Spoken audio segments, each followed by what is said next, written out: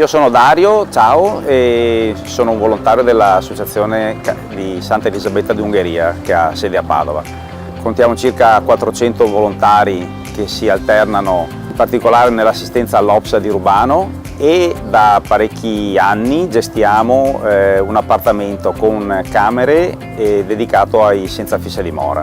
Specialmente in questi ultimi anni si è posta sempre più attenzione alla reintroduzione dei nostri ospiti nella vita sociale, per cui non semplice dormitorio assistenzialismo, ma aiuto, assistenza proprio nel praticare documenti, pratiche legali e ricerca di posti di lavoro che poi possono aiutare la persona a riprendere quota nella propria autostima. Il Banco Alimentare in questo ci dà un valido aiuto perché assieme ad altre associazioni ci forniscono quanto necessario anche per poi cucinare insieme, vivere insieme, condividere quello che riusciamo a raccogliere.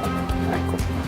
È un'esperienza formante, bella, è un dare, ricevere e dare continuamente io ne faccio parte in piccola parte con un piccolo ingranaggio, ma bello esserci.